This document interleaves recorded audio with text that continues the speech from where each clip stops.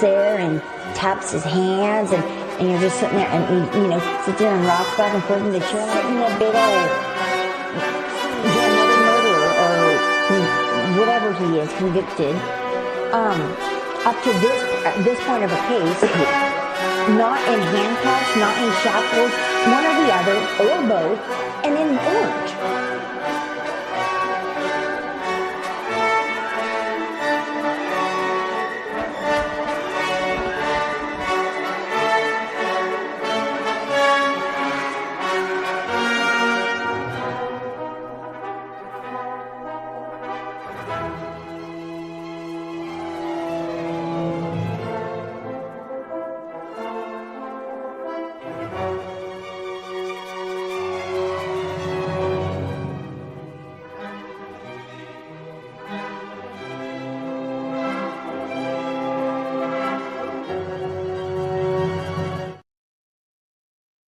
Hello everybody, I am sorry that I'm late. Excited Utterance here. Hello, that's an excited utterance. My name's Hella. And today we are talking, of course, about the motions in limine or motions in lemonade, whatever you like to call them, or in a limousine hearing from yesterday. In the Brian Kohberger case, Idaho versus Brian Kohberger, or hashtag Idaho4, whatever you like to call it.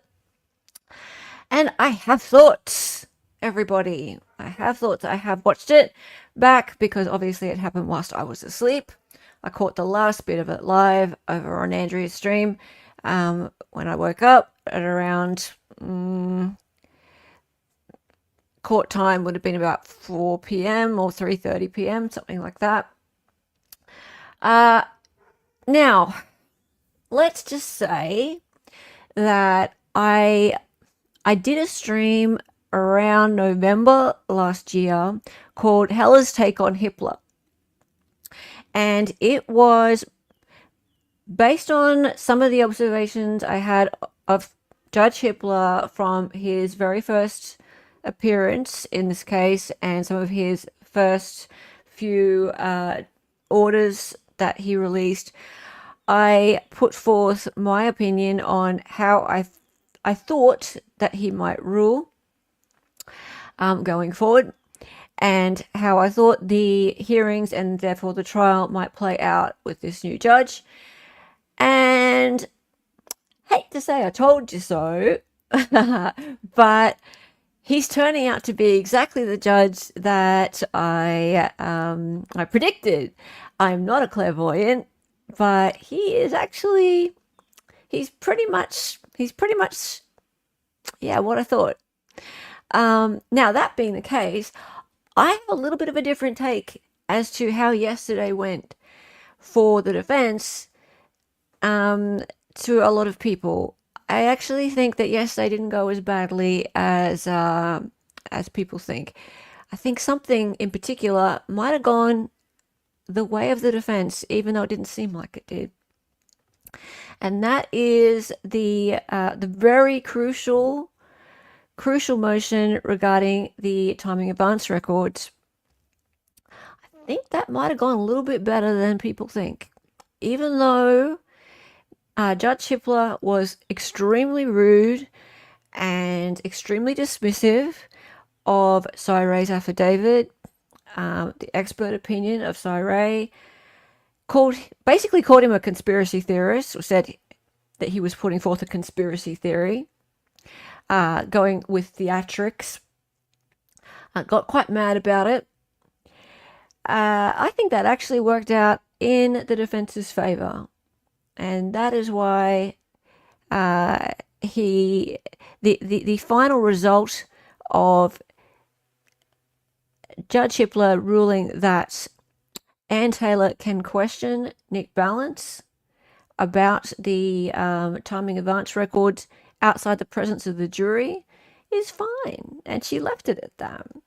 She left it at that for a good reason. So we'll talk about that more in a moment. First, I want to say hi to chat. Hi, Diane, and the other Diane to die for. How's it going?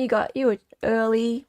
No, Mavka. Stream not cancelled. I was busy over on Dali's watching the crazy cross-examination of Kay Woodcock, I think her name is.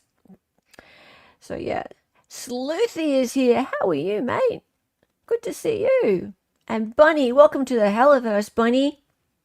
JC is here. And Ange is here. I have this stream set up to redirect to you because I saw that you are on at, was it 9:30 Eastern, I think? You're going to do a lo-fi crank. Cool. Is this where the meeting of the Jennifer Coffindaffer Aberration Society is? Yes, this is where the Hall of Fame meets. We love our Jenny C. Hey, Bullets for dinner. How are you? Erica, my mate. Half Ari says we had to watch Kay on the stand. Oh, yeah, we had to watch her. It was great. Yeah, as soon as it went over to redirect and Laurie had to question her, she went, oh boy. It was fantastic. Motions in lemonade. Yes, should have had my lemonade ready today. KLF is here. How are you? Mavka, I'm not bringing that up on screen, but hello. Yeah, DB, Hippler is a douche. Don't get me wrong. He's an absolute douche. Yesterday was an ego fest for him. In fact, I might even go so far as to say he's a narcissist. I don't really think anyone's a narcissist. You have to really, really be diagnosed as a narcissist for me to go along with the whole he's a narcissist thing. But I think he's kind of enjoying this. Even though he said at the beginning that he didn't want to be there. I think he's kind of enjoying the whole sitting up there on his podium yelling at people thing. You enjoy motions in limousines? Yeah, who doesn't? Hippler thinks Brian did it, I think. Let's be really clear about this. In fact, Luke over on X today, he made a couple of good posts about the fact that judges work for the state, guys. They are not impartial. Like, their job is supposed to be guardians of the law, not fact finders, guardians of the law, and they're supposed to be down the middle. They're supposed to be fair to both the defense and the state, but they work for the state. They're paid by the state, right? They sit in a room with the state seal on it. How can they not be biased towards the state? It's just not possible, right? So they're elected by citizens of the state.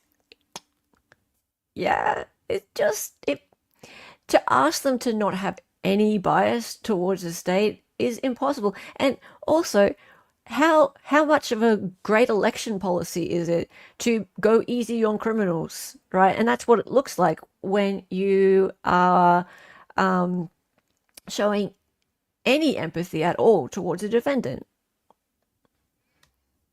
It doesn't work. It just doesn't work. It doesn't square.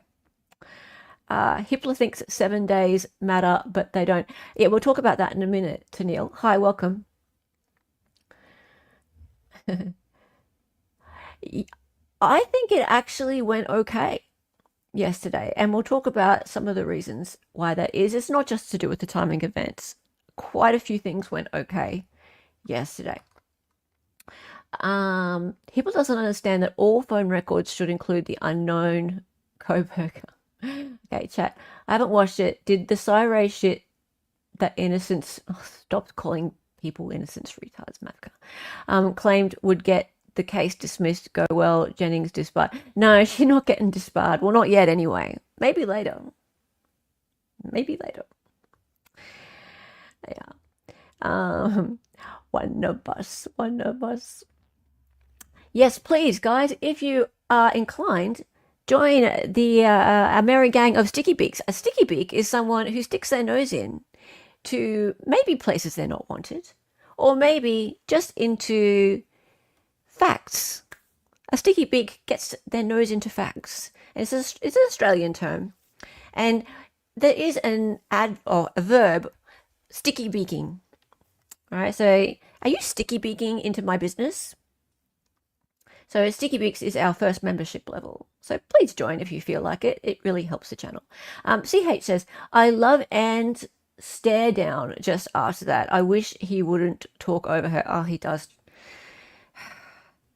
Judge just talks over people. And I hate to say it, but it is mainly women. Although there's mainly women in the courtroom. So maybe he just talks over people. Blind hog searching for acorn. Hola, hello. There you are, Di. How are you? Yeah, not easy to get an active FBI agent on voir dire. Well, we'll see, but I have a premonition about what's going to happen. And my premonition about what was going to happen with Judge Hippler has turned out to be pretty well right. So we'll get to that in a sec. Hey, Post-Punk Mama, how are you? 7 days only matters if using GLCD prosecution. Use backdoor Mr. Jackson to get all the timing data records, not GLDC. Yeah, that's important. Okay. My sister's a narcissist, not diagnosed, but trust me, you know. Narcissist. Okay. Maddie B is here. How are you? Good morning, Angel Ray. Yes, Angel Ray is here in Aussie and it's morning here. Oh my God. I've tried to do Ashley Jennings' voice and I think I just about killed Criminality Stream doing Ashley Jennings' voice. People like, shut up, Hella. She kind of talks like this. She has a slight vocal fry. And she talks really slowly. Like really slowly. It's really, really annoying. Really annoying. It's a bit melancholy, but it's also really slow. I think it's pretty good. It's kind of good. It's a little bit too Australian. I feel like I'm not rolling my R's enough, but it's all right. Who's Mama JF? I don't know who that is. Okay, so guys, points I want to talk about before we get into the meat of the stream, which is the timing advance. So Brian's family being excluded from court due to Ashley's asshole move, as Andrea called it. She called this an asshole move, and I've got to give it to Andrea for calling it, right? This was a massive asshole move. So Ashley Jennings has put Brian Kohberger's family down on the witness list. She's not subpoenaed them. She's put them down on the witness list. Do you know what this means? It means that they are excluded from being in the courtroom. That is a bullshit move. That is a shit move, right? So it means that he can't have his family in court supporting him. Now, remember, there's been lots of talk around the internet, around the YouTubes, on TV, etc., about where are his family? Why aren't they supporting him? In fact, there's even been a certain man write a certain fictional book about what his family's thinking and how they know he's guilty.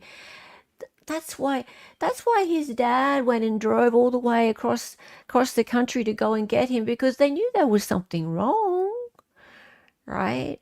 Well, yesterday Ann Taylor shut it down, right? Eliza Massos shut it down. They said that his family would be at every court hearing, but they do not have the finances to do so. Right? They support him 100% and they have no interest in helping the state. None. I think that is, thank God. Finally, that's been said. Yeah. I wish they'd been able to say it sooner. I don't know why this hasn't come out sooner. Right. It's 2.5 years of speculation about where are his family? Why aren't they at the court hearings? And of course, when there's not information that's clearly put out there like that, there's speculation, right? So now, finally, that's been said. And they haven't subpoenaed the family, right? Without a subpoena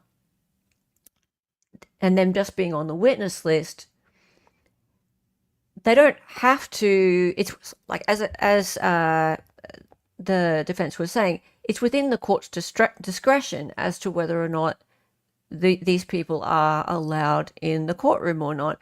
And I think the judge was actually pretty good about this. The judge was saying to the state, come on, can you at least put them first? Like, can you do something about this? Can you at least call them out of order? It's a long trial. This is a 3-month trial. There's going to be people called out of order. And you know what Ashley and Jennings said? She said, I take issue with the defense dictating the order of proceedings for the state's case in chief. You take issue with that? Right. Well, maybe don't call the defendant's family to try and help you kill him. Yeah, they've done no interviews either. They've been completely silent, right? They've kept out of it. She's a witch, right? What a nasty, nasty witch. And also, it was in this this same interaction that Hippler really showed his card again and said the phrase that drives me absolutely mental. He said that he referred to the state getting a fair trial as well. I'm sure we can do something so that both the defendant and the state get a fair trial. Yeah,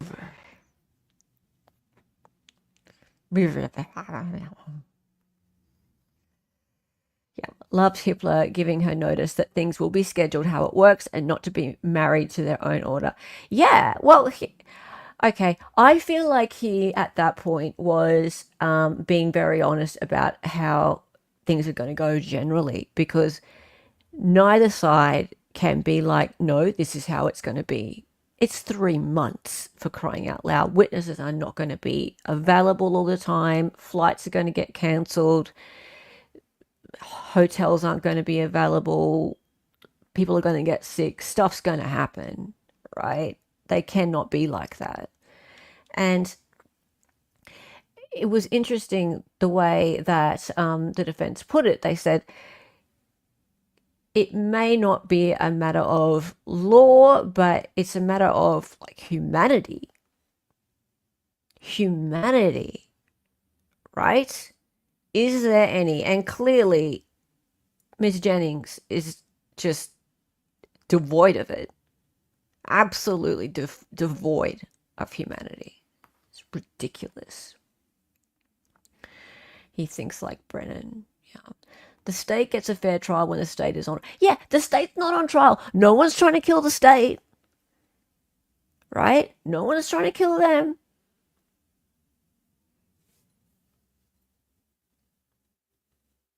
It's like she's got no soul, this woman.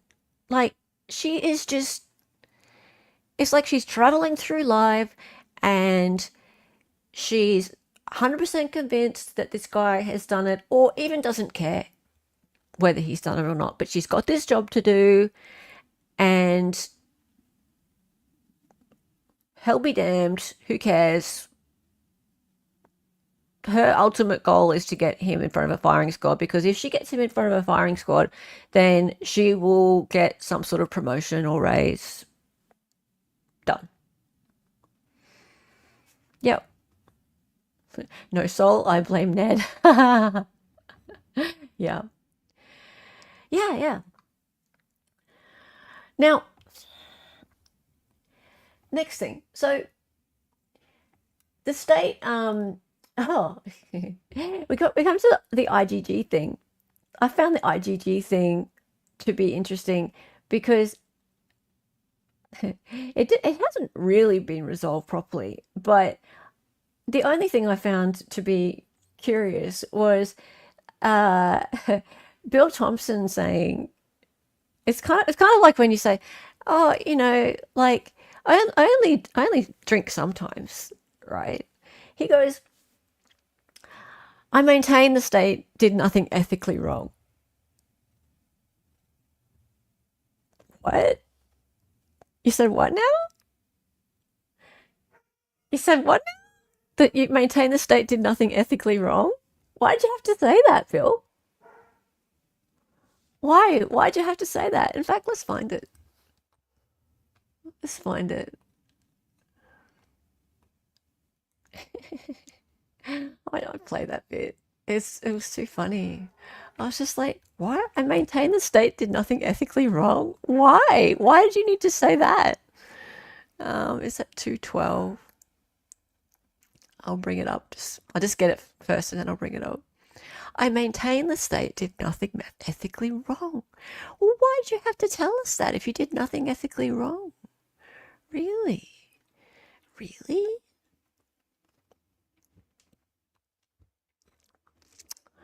So we'll go here.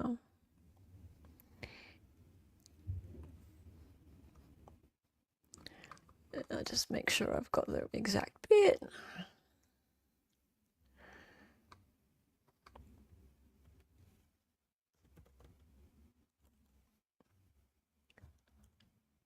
There it is.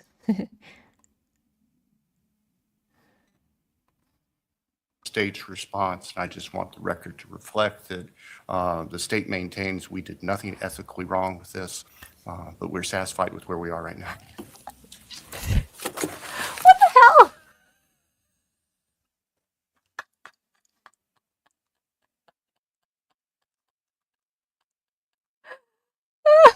Let's just go back. Elected by the defendant in its motion in limine number 11. Those were factually rebutted very clearly in the state's response, and I just want the record to reflect that the state maintains we did nothing ethically wrong with this, but we're satisfied with where we are right now. Why do you have to say that, Bill? You did nothing ethically wrong. Did you do anything like actually wrong? Did you do something wrong, Bill? I think you might have, because you're saying nothing ethically wrong, but was something wrong? I think it might have been wrong, because you're having a say out there that you did nothing ethically wrong. You look a bit guilty to me. Yeah, nothing ethically wrong, my ass. What bullshit. That was hilarious. I laughed and laughed and laughed. Yeah, or morally wrong? Yes, DB, or morally wrong. What the hell? State didn't do nothing. And then he skulks off back to his seat. Yes, my aching ass. How funny was that? Now I also noticed, I'm not going to play this bit, I just wanted to say, I also noticed that we got to the part with the traffic stop, right? And you know how the defense would like to suppress the traffic stop video, The reason they'd like to suppress the traffic stop video, I think, is because it puts the image of Brian in the white car in the juror's mind, right? It also makes them judge him somewhat, because some people watch the video of the traffic stop and judge him as being a bit weird, a bit strange. They might think that he's like maybe harassing the police officer. Just most people I see who watch it think he's being quite normal. But I tend to hang out with people who are far less judgmental. Um, I've seen other chats where people are like, "Oh, he's such a narcissist. He's so mean to her. Why doesn't he just take his chicken and go?" Right? Look at his beady eyes. Look at how scary he is.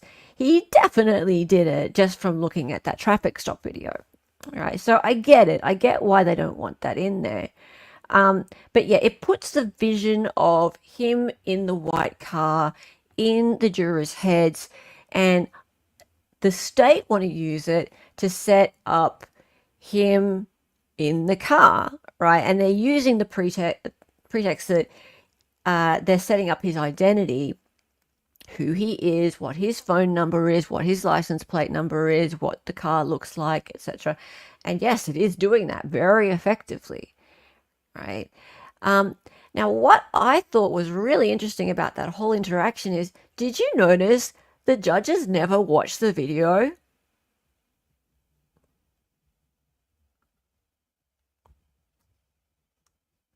That's a different traffic stop. Oh, are we talking about the Indiana one? I thought it was the Washington one. Regardless, either way, whether it's a traffic stop in Indiana or the Washington one, it doesn't matter, right? He's not watched the video, right? And P.S. Both of them have the beady eyes, have the him looking weird, have especially, actually, the one in Indiana's worse. The one in Indiana has him looking over his dad at the officer.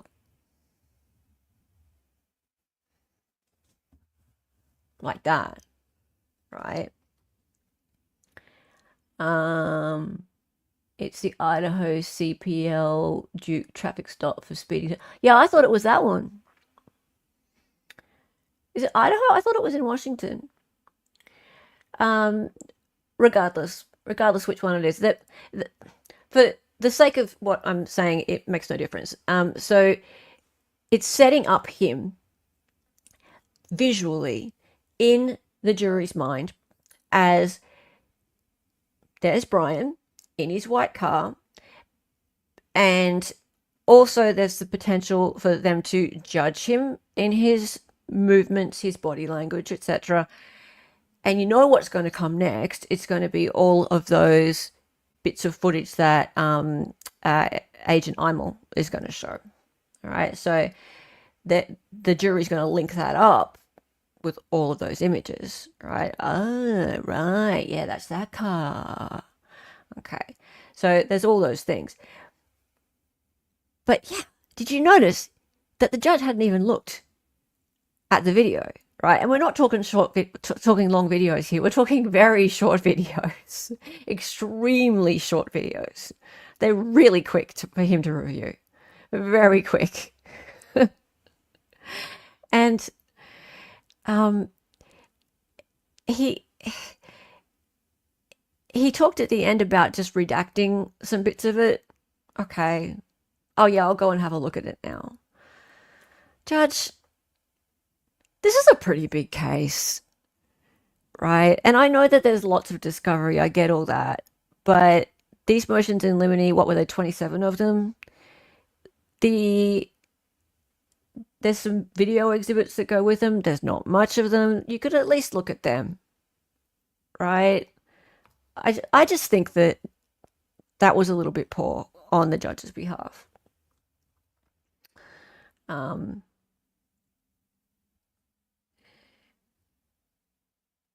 Oh, I don't. Oh God, guys, I am avoiding. I don't give Dr. G any clicks whatsoever. He's terrible. Be prepared for Dr. G to be horrible to Rick. OG Light Bright, I'm coming to that. There's one part that I think that they did quite well at.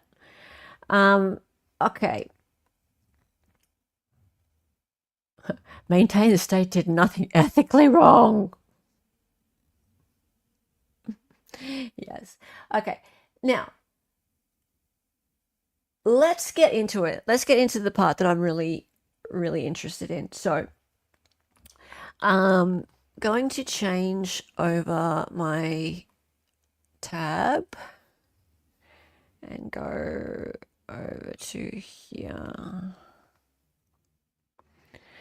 Apparently I just lost my stream share audio. Can you hear this? Can you hear this, guys?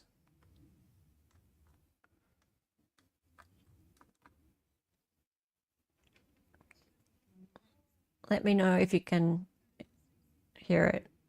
No, can't hear it? Okay. I'll just remove and start again. Oh, StreamYard, I pay so much money for you, yet you're being annoying. Let's try that again. Can you hear that now? Received timing advance records from AT&T for Mr. Kohberger's When you say continuing to allege, I'm assuming you mean in front of a jury. Yes. What we don't want, throughout the entirety of this case, they've alleged that. We're seeking to prohibit them from making that same allegation in front of a jury because it's false. Timing advance records, really timing is what's at issue. And in 2022, the days that we're concerned about are 7 days. The event that we wanted records for was obviously November 13th. So in 2022, we had 7 days from November 13th to get AT&T timing advance records for anyone's phone. We did do search warrants for other people's phones. We did a tower dump, and we did a search warrant for 3 individuals. Those were all done on November 16th within that 7-day period.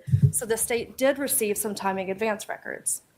However, by the time that Mr. Kohberger was identified in December 19th, and by the time we applied for a search warrant for his AT&T records, we were outside of that 7-day window.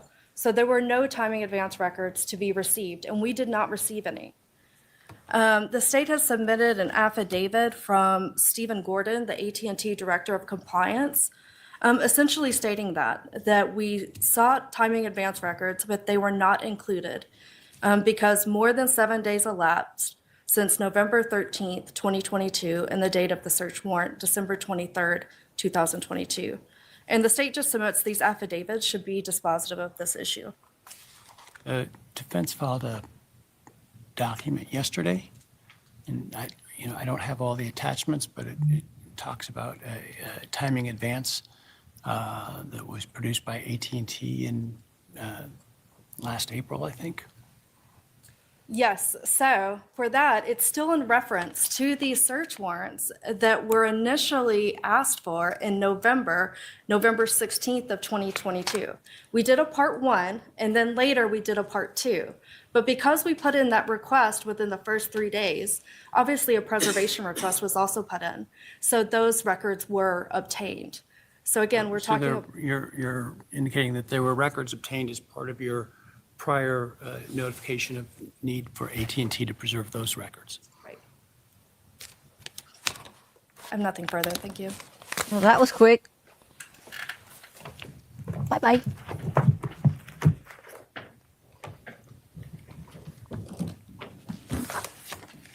Now, FYI, just before you guys, before she starts talking, remember that Cyril is on a Zoom link ready if he is asked to testify, right? So he wasn't allowed to be in court. The judge had said, no, but you can be on a link, right? So he's there. He can testify, but he wasn't asked to. So he's listening. Your Honor, we're requesting the court deny the state's motion and allow us to cross-examine their expert, Nicholas Balance, with regard to timing advance What records. evidence do you have that timing advance records existed that the state could have acquired for Mr. Kohberger? Well, Your Honor, specific, I've read your affidavit of Mr. Ray, and he seems to entirely ignore the 7-day issue and doesn't address it. Your Honor, his affidavit, I think, starts before to explain to the court some of the history about where the timing advance records come from. When Mr. Kohberger was identified, I'm going to jump ahead and She's tell being you very why careful. I think I should get to ask Nick Balance about these records. When Mr. Kohberger came to the attention of the state and they began doing search warrants for Mr. Kohberger's records, on December 23rd, there were 2 separate search warrants for Mr. Kohberger's AT&T records, and they requested timing advance records. And one of the pages that we gave you was the carrier request that said, give us 7 days worth of timing advance records. There were 7 days back, at least 7 days back at that time. Those have never been produced to us. What I've learned in working with Mr. Ray is that obtaining timing advance records now goes through a different process than it went before. FBI agents had a means to get these timing advance records before they were generally available to all of law enforcement. Generally available now comes through the GLDC program, and that happened in 2023. But he's not indicated he has any evidence that, at least for the time of the murder, that those would still be in existence. He did say he had no. We've never heard from No. He said he had evidence and he could provide testimony and witnesses to it. Balance, who is FBI and who has the back door. From AT&T. You've heard from AT&T that GLDC did not produce these records in 2022. You've absolutely heard that from AT&T. What you haven't heard is the other way that The other way. This- I haven't heard that either. I've heard a general description, and I've heard in the affidavit that he received some once, and they said, oh, no, don't use those. I don't know if those were acquired within the 7 days. No. You are misunderstanding, Judge. The other way doesn't rely on the 7 days. Why? Yeah, and hang on.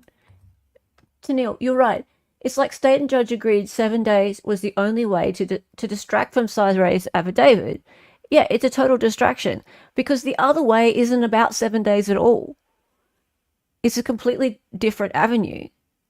And we'll look at that in the affidavit in a minute.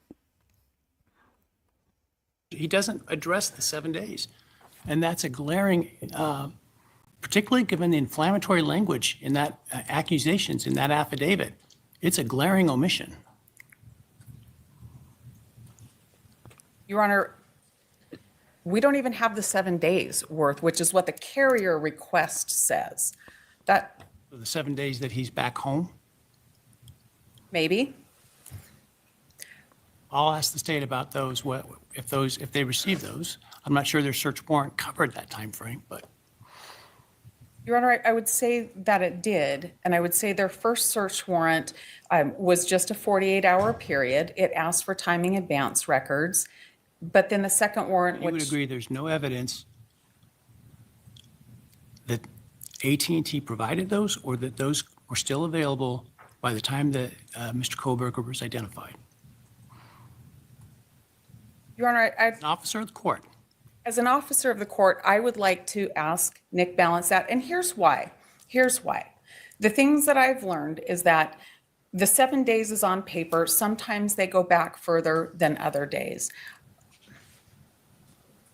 What's the evidence of that, counsel?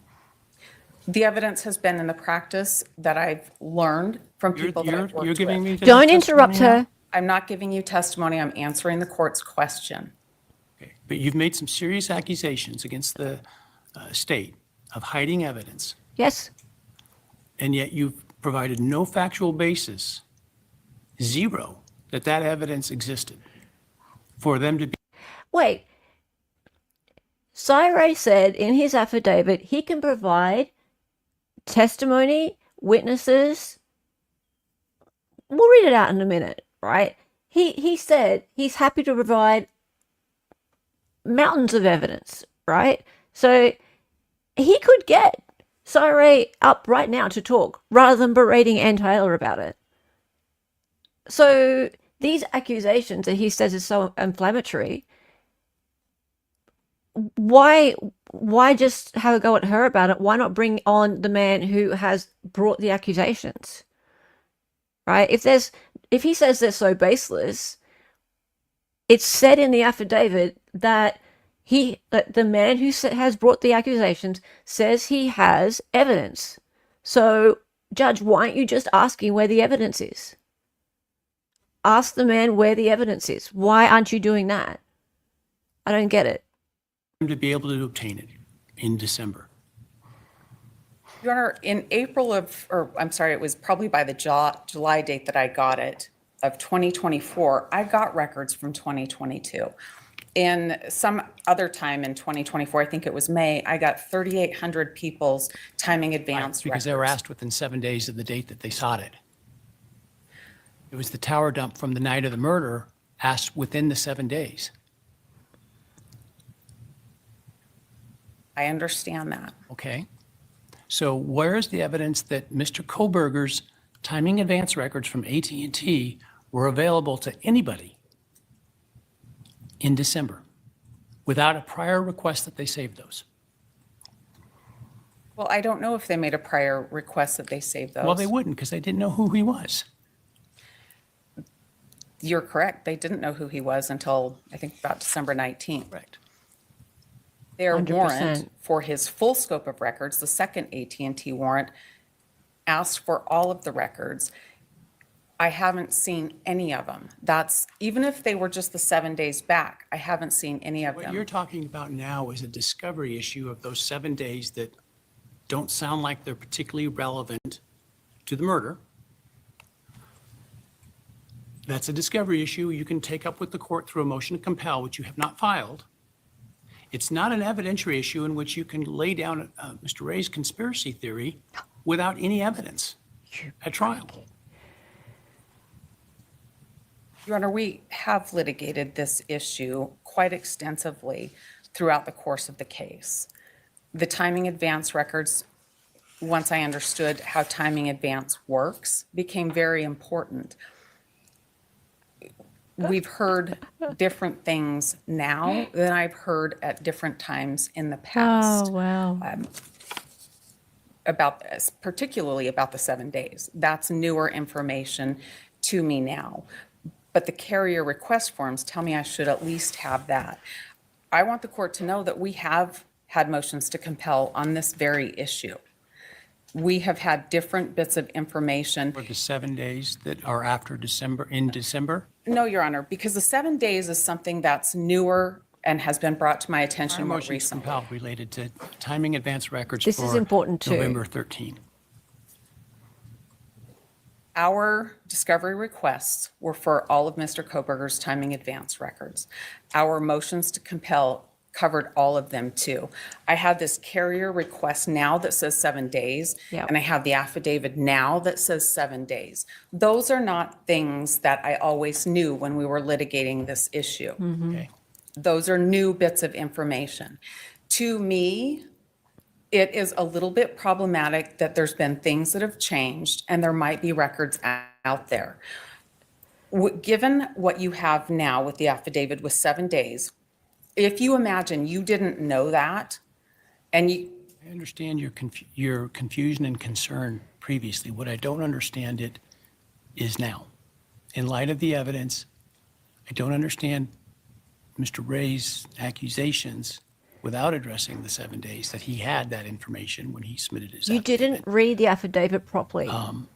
he is available to testify if Yes, the court wishes he for him is. to. It's his obligation and your obligation to establish that evidence of that the state has this, and you haven't done that. His affidavit is quite extensive, and he seems to ignore that issue. Your Honor, I believe that He didn't.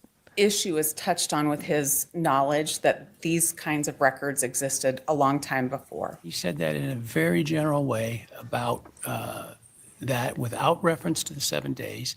And he supposedly received them from some FBI expert to look at for his company, and then was told not to use them. So I don't know, maybe the FBI got them in a way that they weren't supposed to at that time, for all I know. He didn't name names, he didn't identify it, he didn't put it into any context. The state had indicated and that provided AT&T's sworn testimony that they only keep them for 7 days. And yet he makes the accusations that he did in his affidavit without addressing that 7-day issue at all. And so I guess my point is if you want to cross-examine the witnesses about why didn't they rely on the AT&T timing information, you've got to show some factual foundation that that was available to them. By the time Mr. He does. He's got a witness. was on their radar as it relates to November 13. And I'm not seeing that as the problem. My first question to Special Agent Balance, who would be the person who would have gotten these through a different channel, through the FBI, would have been, did you get them? Because I've heard different things along the case, asking him the question is really what I wanted to be able to do. And that's why I opposed this motion and prepared it as I did. Tell you what, I'll let you ask that question outside the presence of the jury. Thank you. At the time of trial. That will satisfy me. Thank you.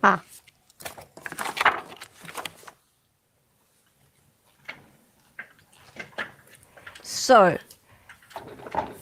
just before And she I'm- talks,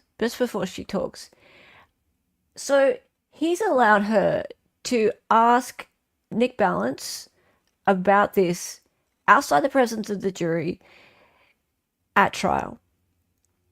I predict there is going to be a huge blow up at trial at that moment because, as she said, her first question is going to be, did you receive timing advance records for Mr. Kohberger for the date of the 13th of November 2022?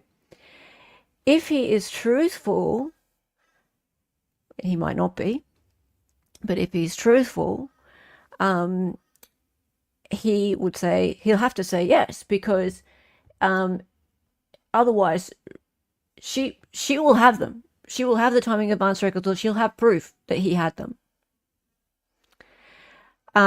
Because she's going to have on her witness list a man called Boyd Jackson. And we'll talk about that in a moment. There's a reason why she sat down just then and was happy with that, because we're going to be talking at trial about a huge Brady issue, a huge, undeniable Brady issue. And judge has just allowed her to set that right up. Keep going. And I'm not upset, but I just for Mr. Ray's information, because he wasn't here the first day I started this trial with you folks. I said, I don't want theatrics. I don't want accusations that aren't supported with evidence about supposed bad conduct of the parties. You're all professionals. I respect you all. And the accusations he made in there are very concerning. The kinds of accusations, if true, that would get people disbarred. And so without any evidence and apparently sidestepping the clear explanation, he makes those. And so that doesn't make me happy. And to address the court's concerns of what's been raised, I think the only issue out there, I have the 2 search warrants.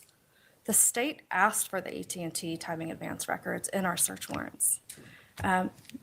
The state wanted that information from Mr. Kohberger. We know, We did not Ashley. receive it. I did not receive those records from AT&T. I do not have them. Thank you, Your Honor. You know what? I believe you didn't receive them There's from AT&T. I believe Nick Balance received them. And perhaps they didn't go directly to you. So you didn't receive them from AT&T. Nick Balance received them. So the wording that you just used, Ashley Jennings, is probably correct. you did receive them eventually. They just came by the FBI. Right? Nick Balance isn't lying. He's just required to stay inside the state's rules. Yeah. So yeah, that's right. It's plausible deniability again. Yeah. Yeah. Well, she's a lawyer. They're good at doing this. They're good at doing this, the shifty wording. So, and I don't really have a problem with that part of it. I have a problem with them trying to railroad an innocent man if that's what they're doing. Okay, so hang on, let's just see, is there any redirect?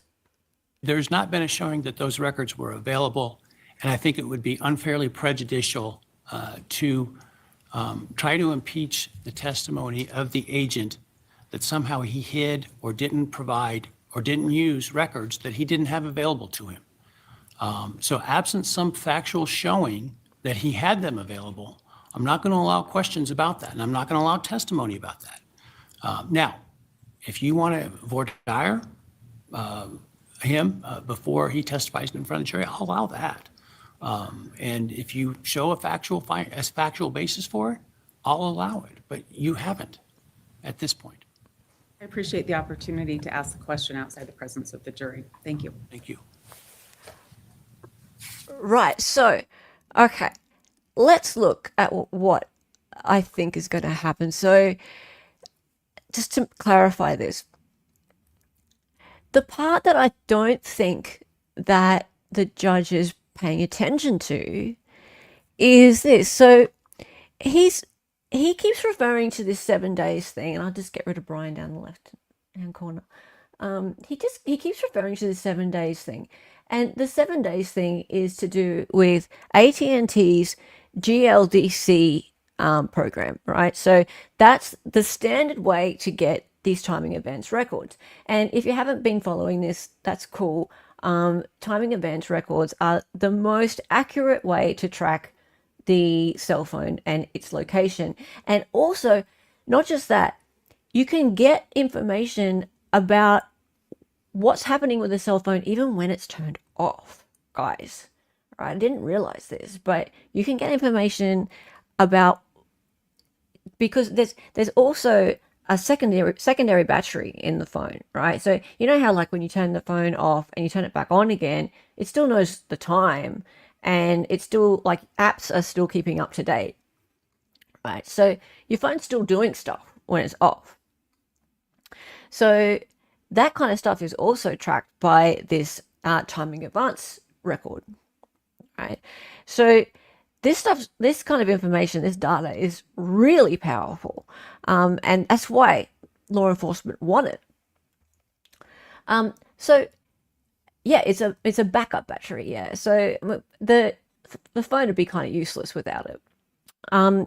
Okay. So looking at this part of the affidavit, actually, this is the second affidavit. There's two affidavits. Cyray's talking about the second way that you can get timing advance records. The first way is through AT&T GLDC, which is the Global Legal Demand Center, right? And so the state and the judge are fixated on this GLDC thing, which has this 7-day window, which existed all the way up to the middle of 2023, right? They're completely fixated on it. But the problem is here that Cyray is saying that from his experience, from first-hand knowledge, and he even has a witness to attest to it, there's another way, right? So he says here, I have worked with AT&T Global Legal Demand Center, GLDC, for 15 years. I have first-hand knowledge that the AT&T GLDC is one way, not the only way, for law enforcement to obtain call detail records from AT&T. And he goes on to say, I have first-hand knowledge that there is another way to obtain call detail records from AT&T without going through GLDC.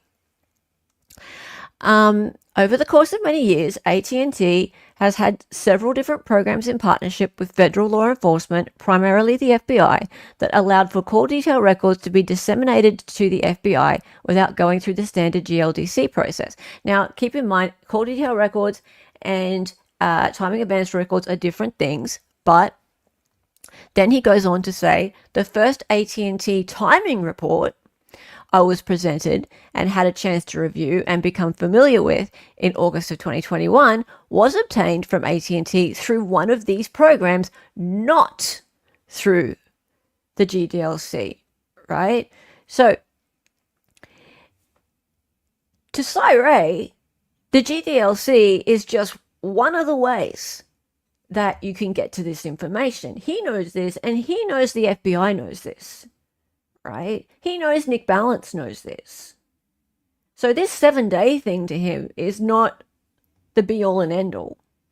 And that's what he is putting in his affidavit to make it very clear to the judge. Right?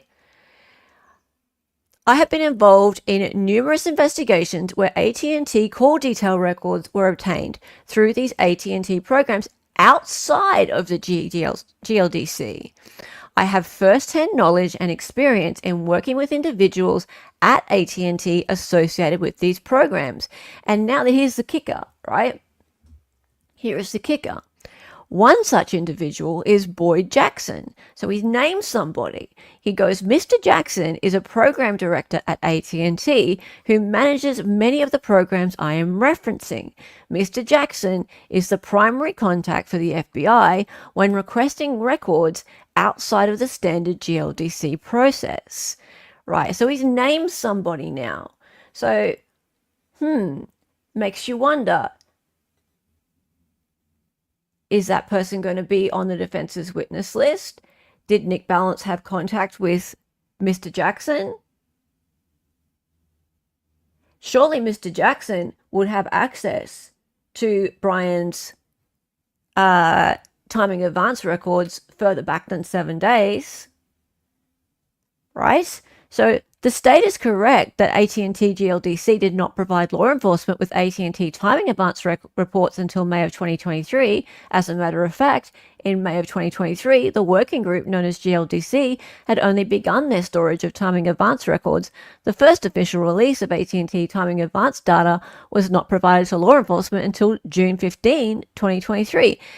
In 2022, the FBI obtained AT&T timing advance records from another source outside of GLDC. Okay, so down here I've highlighted the AT&T timing advance data was obtained by the FBI using an internal source at AT&T, Mr. Boyd Jackson, who was not associated with the GLDC working group. So we're talking about this investigation now. So during this investigation, law enforcement obtained the following AT&T timing advance data. They're talking about the two victims. Law enforcement developed an early investigative lead. That person had an AT&T phone. That was that extra person. So there was the two victims. There was a person of interest. And they also did a tower dump. And then he says this that I've highlighted, the AT&T timing advance data was obtained by the FBI using an internal source at AT&T, Mr. Boyd Jackson, who is not associated with the GLDC working group. This is so important. So they were working with Mr. Jackson. They were working with Mr. Jackson, right? They weren't working with Mr. Gordon. Right? Well, they may have done a warrant through Mr. Gordon, right? They may have done a warrant through him as well, but they were working with Mr. Jackson, right? And Mr. Jackson doesn't work with the GLDC working group. The GLDC working group has this 7-day window, right? But Mr. Jackson, no, that's another way. That's another source. Yes? So he has addressed the 7 days. It's just the judge hasn't understood it. The judge has not understood it. GLDC was not used to obtain this data. A forensic examination of the AT&T timing advance records in the state's possession show Mr. Jackson's association with the reports. Wow. Right? Look. A forensic examination of the AT&T timing advance records in the state's possession show Mr. Jackson's association with the reports. All they got to do is call him. That's it. All they got to do is call him. And you know what's going to open the door to his testimony? That questioning of Nick Balance of voir dire.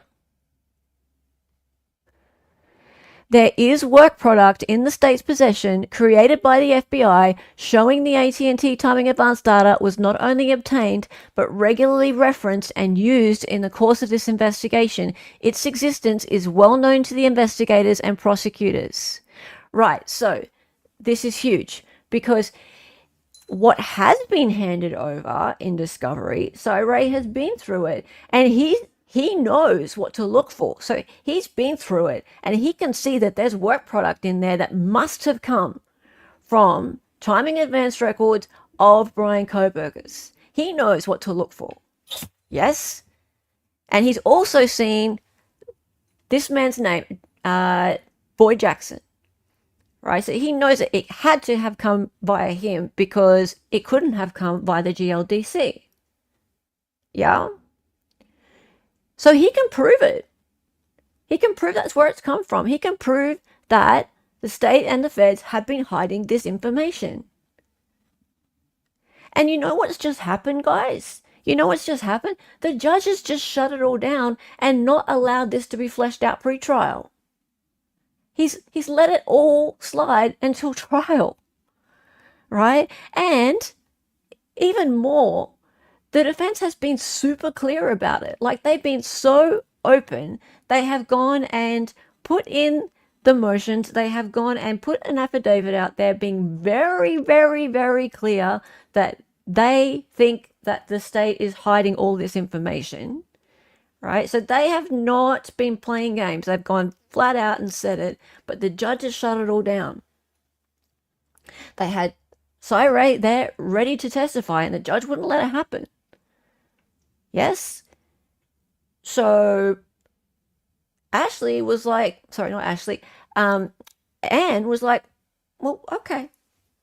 If you want me to question him in voir dire, that's fine. And she walked away. She did the right thing. Because there's nothing worse than being surprised by new discovery at trial, because that's a really, really bad Brady issue, right? Right? That's an Alec Baldwin moment.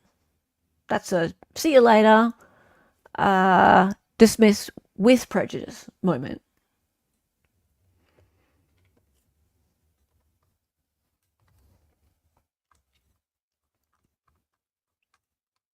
And all this stuff, in my nearly 30 years of working with and for prosecutors all over the United States, I've never witnessed such a deliberate attempt by prosecutors to mislead the court on evidence in such plain sight. Well, he can call that theatrics if he wants, but that's a warning, right? That's a goddamn big warning, because this is putting it all out there in plain sight for the court and on the record,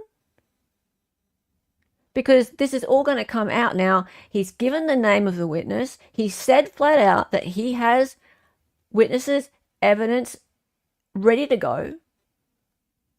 And yet the judge was like, conspiracy theory, theatrics.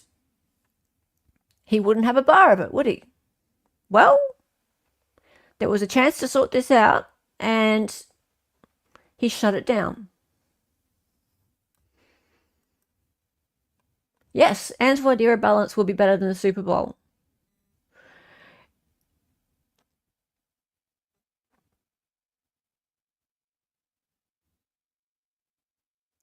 OG, Light Bright, you have no idea what you're talking about.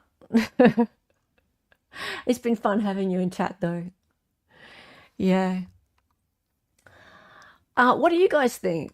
Am I going out on a limb here? But, I mean, I know you guys are all arguing with OG there. But oh, you think I'm not understanding it? Yeah.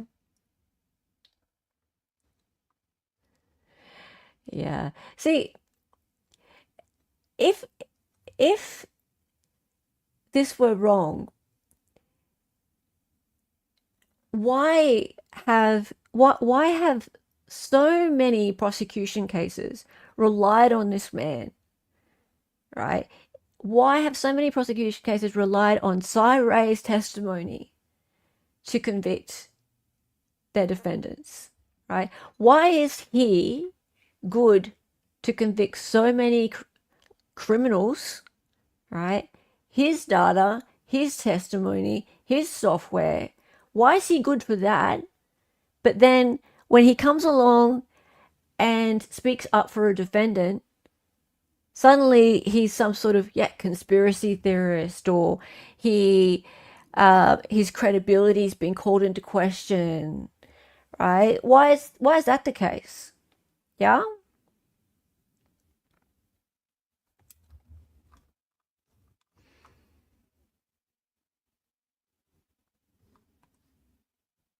So I wrote a tech guy who deals with hard numbers. He says what he means in clear English. Take him literally. The prosecution will burn down the trial and it will be glorious. It's just, I feel like the judge has glossed over the meaning of his affidavit and gotten his feathers have gotten really ruffled by what he sees to be these inflammatory remarks, right? And I get it, like they are inflammatory, like then he's very angry. Cy Ray's very angry at what's happening here. He doesn't like the fact that there's clearly evidence being hidden, and he's saying it in such a way that it can't be misinterpreted, right? In my nearly 30 years of working with and for prosecutors all over the United States, I have never witnessed such a deliberate attempt by prosecutors to mislead the court on evidence in such plain sight, right? You can't mistake that. And so the judge is all like, well, I told you guys at the beginning, I don't want any of this stuff. You're all professionals. Yeah. But this is important because when it comes up later, he doesn't want to say he's been blindsided. Well, he can't say he's been blindsided, right? And it's very similar to something that happened later in the hearing. And judge just conveniently forgot or said he didn't remember or something like that to the issue of the discovery being overwhelming, and this was about striking the death penalty, for example. He said, I should have known about this in September. Judge, there were 21 supplemental requests for discovery already on the record when you came into this case. Did you not check the record? For crying out loud, mate. Right? You didn't tell me sooner. Yeah. Right? My mind just blew at that point. It was like, I should have known about this in September. Let's have a look at that. Where's the timestamp? Hang on. Let me just get my notes. Where are my notes?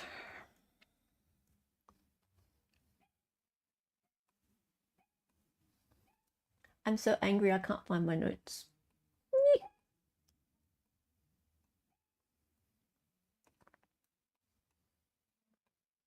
My notes are gone missing. Oh, there they are. Oh, there we go.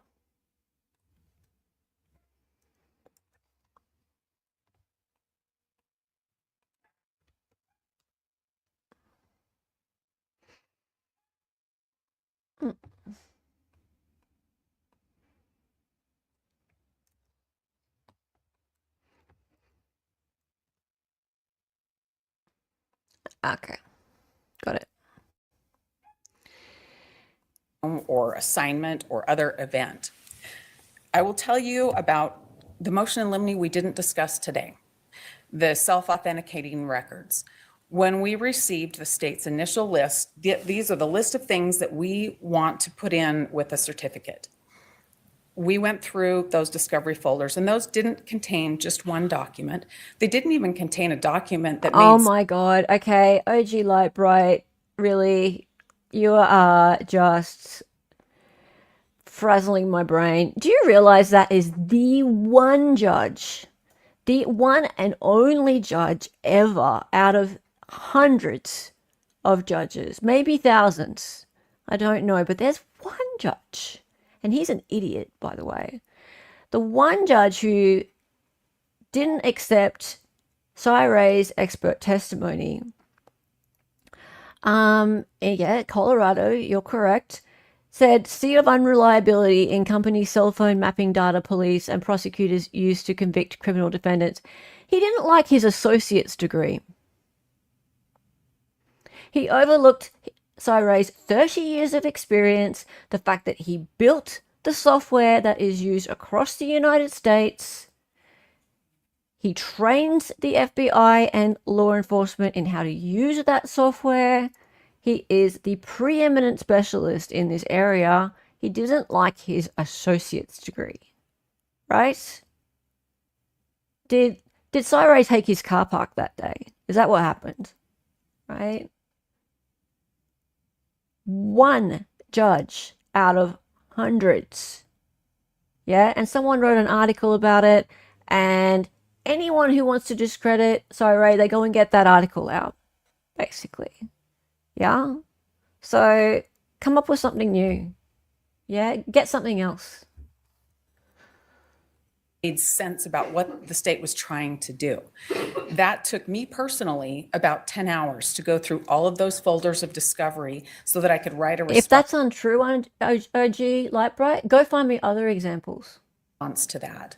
The state replied abandoning wanting to use about half of those right out of the gate after I'd spent the 10 hours. And we come today prepared that the court was 100% right. Those pleadings weren't ready. There's not a packet with a certificate of authenticity for the court to make a decision on. The court was right. But that doesn't mean that I can't be prepared. Those things take time. And when we're talking about the amount of discovery that's left outstanding, everything that happens like that eats up those minutes. In this situation, Your Honor, it's not that we saw what Judge Boyce did in Vallow and thought this is a great idea. We are at the end of our rope doing everything we can. And I know about what Judge Boyce did. And I have to come to you and say, you need to do this too. This impacts Mr. Kohberger. I can't not bring this motion because somebody might think I was waiting to the last minute. I can tell you we weren't. We weren't. We've been working as diligently as we possibly can work on this case. We have understood the court's. Have you gone to Judge Monson to ask for additional resources? Well, Your Honor, we do have an additional resource. We recently added our attorney, Ms. Barlow, to. A team of another 5 or 6 paralegals, for example, to go through stuff. I can definitely do that. I don't know how that puts the information in my head fast enough, but I can definitely do that. Of having litigated many very large cases, you have staff that tell you, here's an important document. And then that one comes to your attention from the, as you pointed out, the gigabyte or terabytes of probably pointless video cameras that nobody's ever going to rely on that don't show a thing. If I'd had a team of 5 more paralegals that understood the case already, that would be one thing. I certainly can ask Judge Monson for additional resources. I certainly can try to get somebody to understand what the issues are. I don't have a problem doing that, but that doesn't change where we are now. That doesn't change the things that have come up that have impacted our ability to prepare. I understand that the court has said this is the trial date, it's carved in stone, and I've done my best to adhere to it, and I'm here now saying that the death penalty needs to be struck so that there's fairness to Mr. Kohberger. The remedies for the court are to strike the death penalty and to have the state give us a list of Brady documents and the documents that they want to rely on. This is a huge amount of discovery, and we don't have the same resources of the state. We're going to get a list of the documents here in terms of exhibits in the next few days, I would imagine. I'm not sure. April what is that date? Well, it's just a little over a week away. Ours are due the same day. Well, but if there's things on there that you didn't anticipate, this is a process where there's the ability to add things by your part if there's things that you didn't add, if you discover something else in there. The point is you will know generally the universe of documents that the state's going to rely on in 2 weeks. I will know those. I will know those. And when I produce mine, the state will know what I can rely on, but I don't know what I don't know yet. Yes. It sounds like you would never know what you don't know, given what you've told me it's going to take, 18 billion years to get through. Well, I don't think it'll take 18 billion years, Your Honor. I think that, Well, it was several decades, as I recall, is what you'd said, or several hundred years. Yeah. I can promise you I won't take several hundred years, but You see my point? That's what you said it would take to get through that, an individual. I have a hard time taking that at face value because that's not a realistic answer. my realistic answer, Your Honor, is that we were working, and we still are working diligently, but the discovery was one of the biggest things that we were doing methodically, going through that discovery so that we could understand everything that the state had given us, even in its disorganized fashion. And that changed with the things that have come up over the last few months. Our entire plan, our schedule has changed to be responsive to everything else. And that's not Mr. Kohberger's fault. For complex litigation generally, when you're in the expert phase. I mean, that's not unusual. I guess, Your Honor, I think it's unusual when deadlines are blown by the state or not adhered to by the state, and our client pays the price for that. So I do think it's unusual. I think it's unusual to receive discovery where you might get 23 pages of a transcript, and then 4 weeks later, you get the rest of that transcript. Right. We have had to match up discovery every step of the way. I don't think that's usual. I think there are things that have occurred in the path of discovery that are not usual at all, and I think things that have happened. I guess my point is if the discovery is being provided in that way, this is something I should have heard about in This. September. What? I advised the court that we were not That you had not yet gotten through things, but you didn't advise that the pattern of the way you're getting discovery in terms of, incomplete here and incomplete there, et cetera. That's all new. No, I it's agree not. that that's new to Your Honor. I know Anne, that what are we you discussed saying? a sizable amount. Anne, what are you saying? There is a list. It's all on the record. Why didn't you just tell him it was all on the record? Why didn't you look on the records on the docket? It's right there. There is a big list. Oh my God. Amount of recent discovery we had gotten. Those issues came up prior to this court taking the case over. We had talked about the way discovery was being received early on in the case. We filed discovery request after discovery request in addition to talking about the mismatched way discovery was received. That has been put on the record. My hope was with the state's discovery deadline, with that cutoff date, that we'd be able to pull it together. My hope has been that until these new things have happened to shift us off the course that we were on. And I'm here to tell you about it today. I think it would be a lot worse if I stood up at jury trial and you said, "Is the defense ready?" And I said, "No, we haven't read all the discovery." So this is my opportunity. Right, that would make me happy. Well, this is my opportunity to let you know. We filed this motion several weeks ago, so the prosecutor and the court's been advised. We have been diligently trying to get through it all. We can't.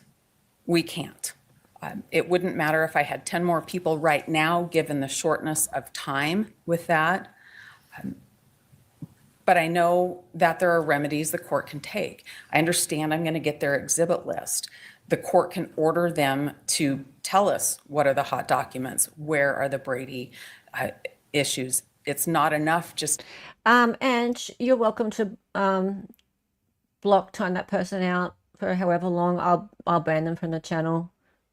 You fuck with Ange, you're gone, right? To give it to us in this volume of discovery, we need it identified, especially given the short time. But our position is that the court should strike the death penalty in this case. It will take the heightened level of pressure down, and it will allow us to focus on the trial phase only rather than the mitigation phase as well. There is precedent in Idaho. The court knows. Circumstances were completely different, though, counsel. I'm not saying our circumstances are identical, but it's a due process issue, mate. just like was analyzed in the Vallow case. That was analyzed as a due process issue because counsel didn't have the opportunity Oh, to look. be prepared. It's And that was Gigi. grounded in other case law.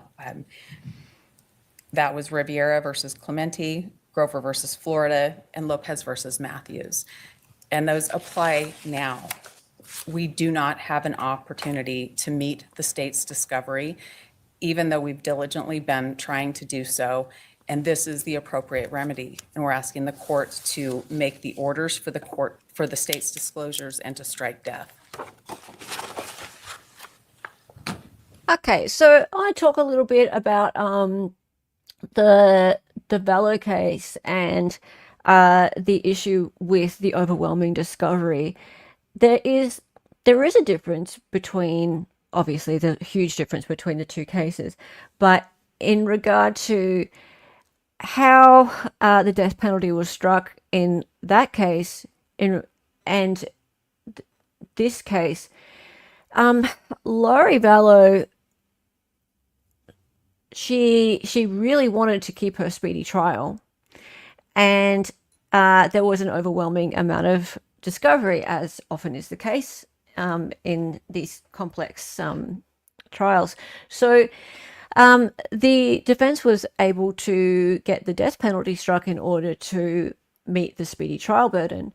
Now, it's interesting because if you recall, in the death penalty motions that were filed last year, Jay Loxton actually filed one that was very interesting, and Steve Gosney came onto this channel and spoke about it with me, and it was the first time he'd ever seen a death penalty motion like it, and it referred to the tension between two constitutional rights. One is the right to due process, and the right to a speedy trial. And the thing is that you shouldn't have to choose between two rights, right? So what the motion to strike the death penalty that Jay Loxton had written was about was the fact that in Brian Kohberger's case, he had no choice but to waive his right to a speedy trial in order to be properly prepared to have his mitigation ready for the death penalty. Unfortunately, he had already waived his right to a speedy trial, whereas Vallow wouldn't waive her right to a speedy trial. And she managed to get her death penalty struck. So now here is Ann Taylor again trying to get the death penalty struck and citing the Vallow case. And again, because of discovery issues. So it's very interesting because there is, I believe, a really good argument, and Steve, death penalty certified appellate attorney and written many books on death penalty law, said that was it's a really good argument that there should not be any friction between constitutional rights. If the defendant has to choose between two constitutional rights, their right to a fair trial, to be prepared for their trial, and their right to a speedy trial, then there should be sanctions. There should be some sort of give there. And why on earth should they have to face the death penalty? That's a really good reason to strike the death penalty. There should not be any reason to choose between two of your rights. That's unconstitutional. So it's an interesting argument. I don't think it's going to work, but it is an interesting argument.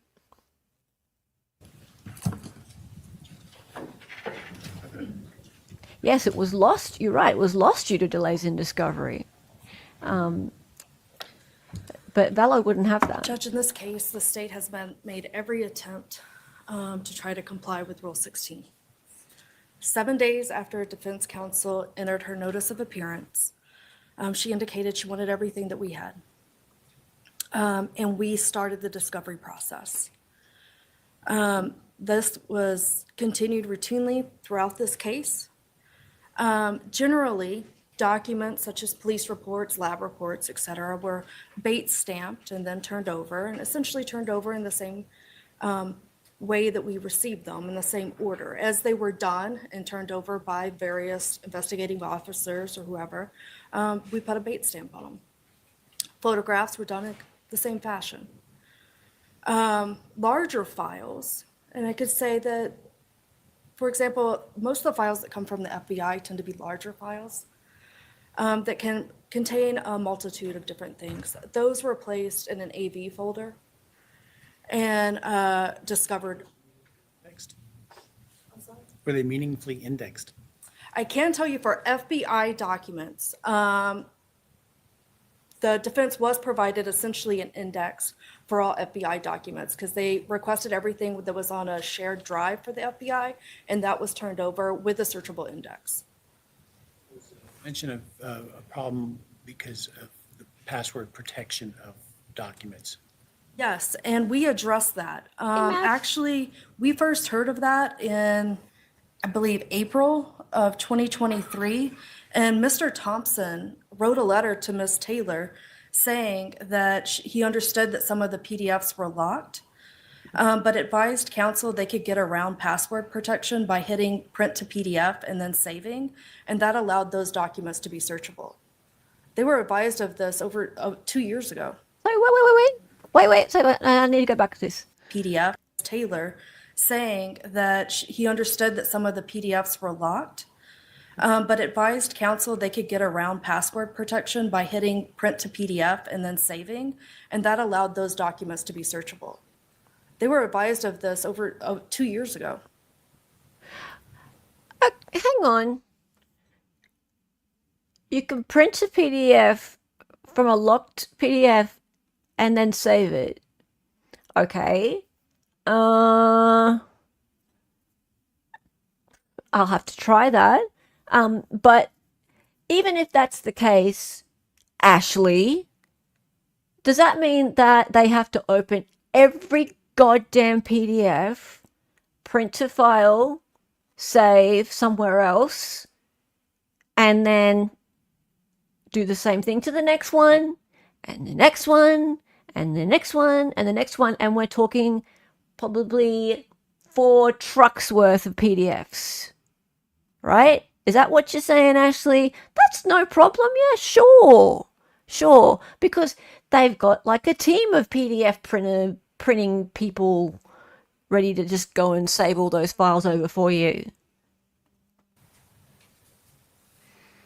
It's true, there's a large I amount hate of her discovery. face. There was a 6-week-long investigation prior to a substantiated tip that led to Mr. Kohberger's arrest. So Yeah, I don't yes, think there it was a works massive either, amount of DB. discovery. I've tried all sorts of things to get into PDFs. Extracted cell phones for anyone that had any kind of connection to the victims. We gathered surveillance video for weeks, if not months, of random places throughout Moscow trying to figure out what happened.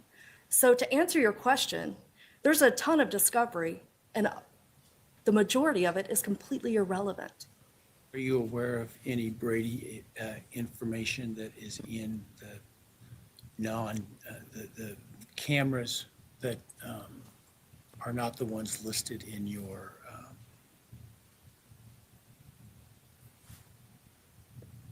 route of travel and No, Your Honor, I am not aware of any Brady material, any exculpatory material that's within those videos. Was she going to say yes? Oh, yeah, I know The defense is tons right. of Brady All discovery material. was routed through Hang on, MPD. We have let me a get it out. central location for collecting all the evidence, all the information. Right. And then it was sent to our office. And then it was primarily reviewed by myself and Mr. Thompson, given approval, and then immediately sent over to defense. Is this Bizarro World? Like, what's going on? Excuse me, Miss Prosecutor. Do you know of any Brady material? Do you have any under your desk? Oh, yes, Judge. Hang on a moment. Oh, here's some Brady material. I'll just hand it over to the defense, shall I? Oh, there you go. Problem solved.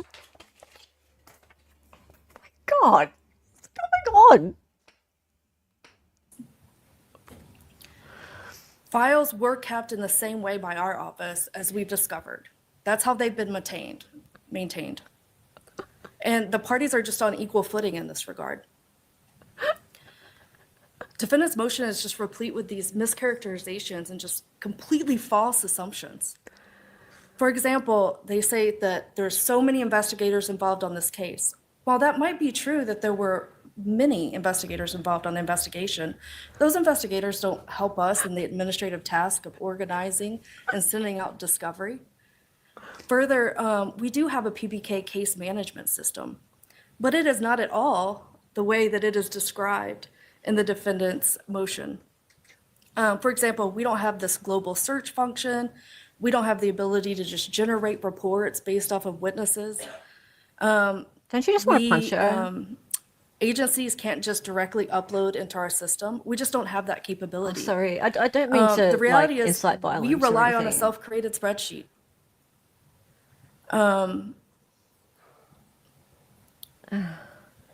Throughout the case, defendant has filed over 20 separate requests for discovery. There's been 400 itemized actually. requests for different items. And the state hasn't just simply responded with whether or not we complied. We directed them specifically to where they could find that specific item, if it existed, the location, the description, and the date that it was discovered. I would just go back to that massive dump that we were talking about of the 50 terabytes of data. Massive dump we were Defense has had that talking for about. over 2 years. You mean your face? It's hard to, I guess, rebut a lot of the allegations because there's no specifics. They just talk in these general terms about all of this data. And I'm not totally sure how to respond other than we've given over the data as we've received it. And they've had the majority of it for several years. Most importantly, defendant has not specifically pointed to any particular piece of evidence that has been withheld or any actual prejudice suffered. And instead, How just can they points to the point to a specific piece of evidence that's been withheld when they don't know what's been fucking withheld? What a ridiculous statement. I'm just going to point at this empty piece of space on my desk. I'm going to point at it. Let me point at this thing that I don't have because I don't know what it is, but I will specifically point at this empty area here. Let me be specific about this empty spot there. Specifically. I don't know what it is, but I'm being specific about it. Better hand it over.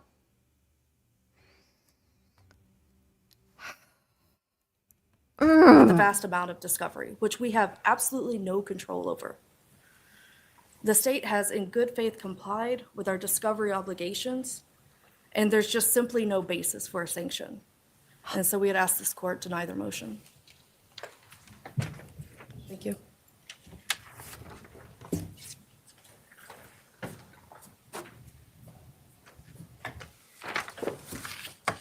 This motion is not about withheld discovery. This motion is about discovery in the format it's in, the vast amount of it, and what's happened over the last few months that have taken us off track and our inability to be prepared. And that remains true. The 50 terabyte server that we received sometime in April of 2023 is the one that contains the U of I footage, and it contains a lot of footage around the town. We have been able to go through most of the footage other than the U of I. When the court asked the prosecutor, Counsel, is there any known Brady material in the U of I? Let us surveillance cameras? speak. Not to the state's knowledge. Your Honor, I think you'd have to watch that at various relevant times to know if there is or not. I think when you're thinking about Brady material, when we're thinking about video surveillance, and we'll go back to what we talked about the vehicle before and how Special Agent Immel's going to testify, there very likely are vehicles, light and color, white or silver, on all kinds of different cameras. Those could be Brady depending on what he has to say, but they should certainly be looked at. We're trying to look at that as quickly as we can to understand that. We've watched a lot of the video that's contained on that server. Also on that server are vast amounts of bank records, vast amounts of cell phone for all of the people that Ms. Jennings mentioned, the deceased and people close to them and other people. They've indicated that their experts have examined that and found no connection between Mr. Kohberger and the decedents. I'm grateful to have recently learned that. I mean, that's what we believed, but that was in that March disclosure when they said that they'd examined those, and those were computers, the 7 computers, I believe. It's that kind of thing that takes a lot of time. In addition to that server, there's all of the other information that comes in different ways. I'll give you an example of the delay. We received a lab report that was dated March 30th. The state received it March 30th, and this wasn't this year. This was obviously not this year. It wasn't even last year.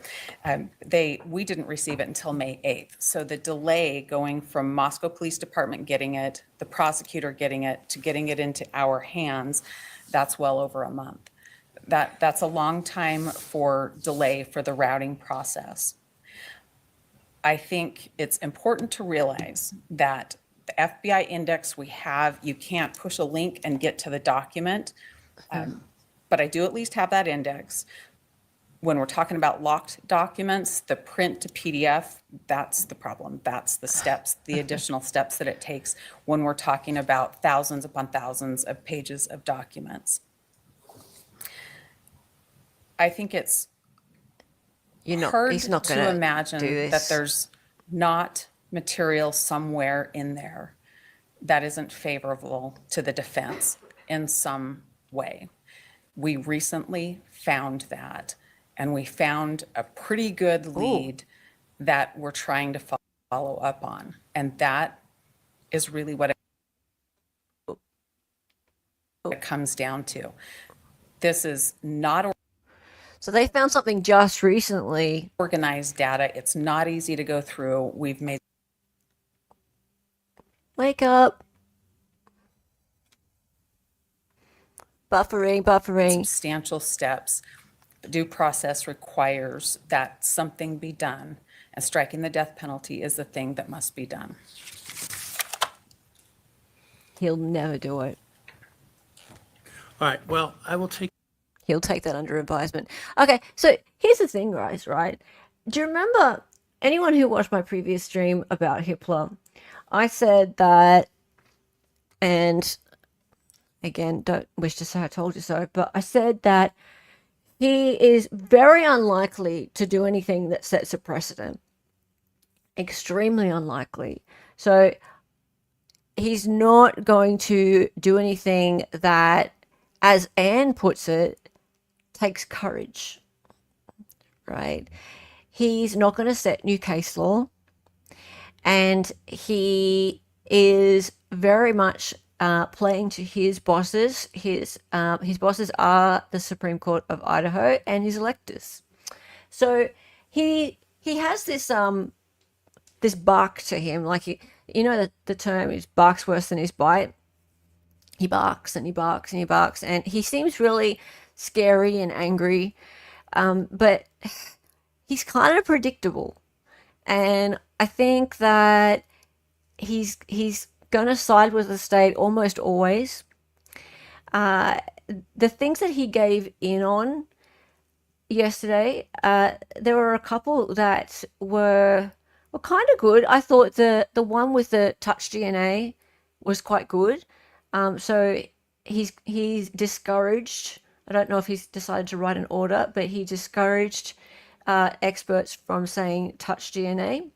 So that's actually quite a good one.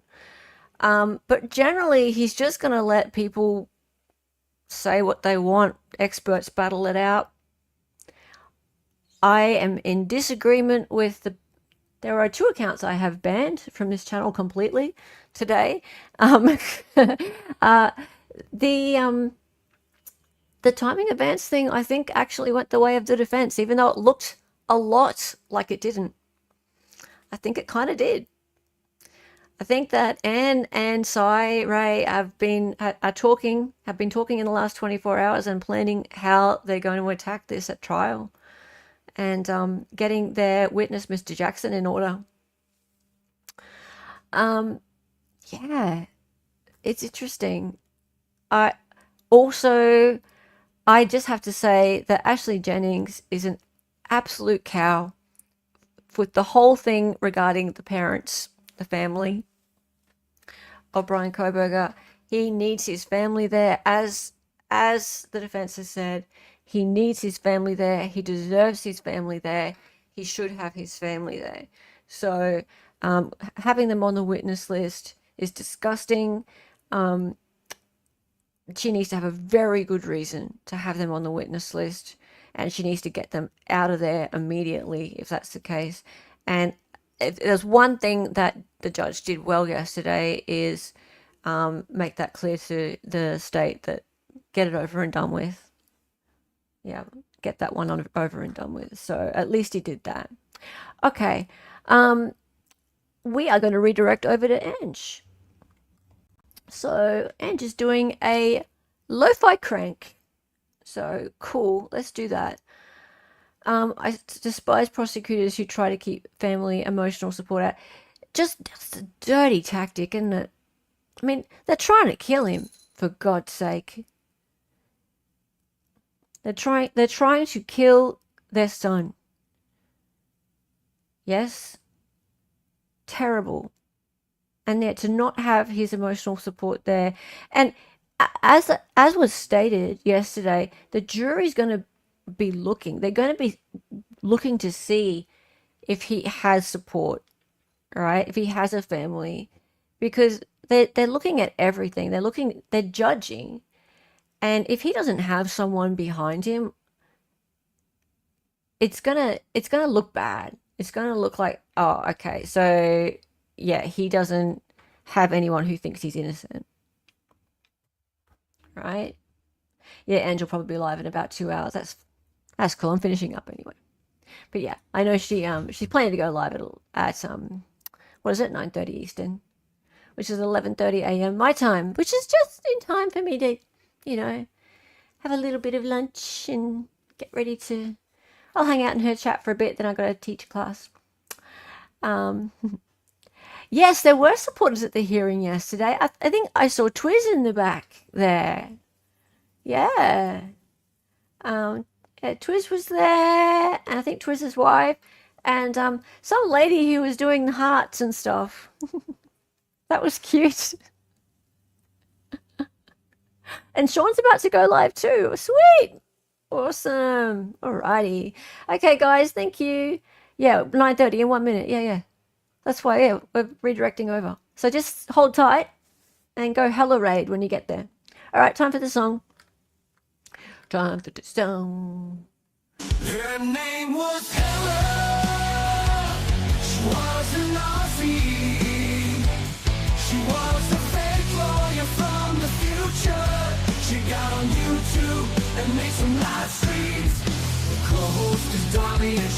voices sometimes. The words are always so loud, and because she's an 803.